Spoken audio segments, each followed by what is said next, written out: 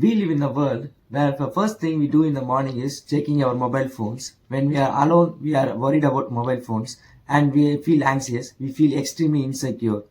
And some research strategies show that our attention span has slowly decreased and our screen time has increased. So hereby, we'll be sharing some 10 useful strategies which you can follow in your life and become a better person and save your time.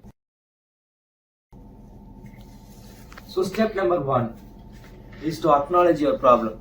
So what does it mean of acknowledging?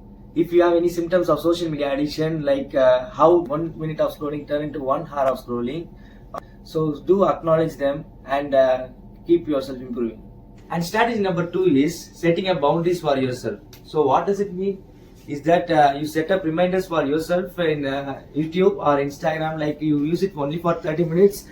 So it gives you an idea of how much you use those apps. And next thing is like using screen time graphs. This gives you an idea of how much you use them.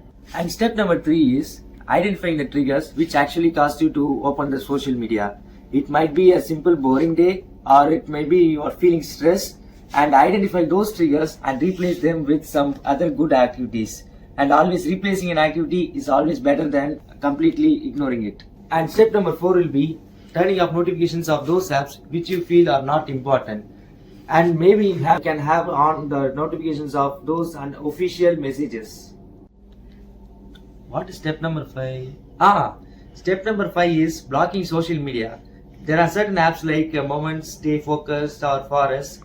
I suggest you to do your own study on these apps because these apps can actually block your social media apps. And next, step number 6 would be setting up no phone zones. What I mean by that, like in certain situations, moments and places where there is no actual requirement of mobile phones, you can truly immerse yourself in that moment and keep yourself hyper focused. And step number 7 is doing offline activities. What I mean by that, those can be your hobbies or those activities which separate you from the digital world. And the next step is uninstalling those apps which you feel are really troubling you. What I mean by that, there are some apps like distracting you from actually doing your actual work, so that it is better to uninstall those apps. And step number 9 would be the layout of your home screen. What I mean by that, those social media apps which keep distracting you, those are the icons which keep distracting you. You can instead keep those apps hidden in some folder so that you can create a friction barrier between you opening your screen and accessing them.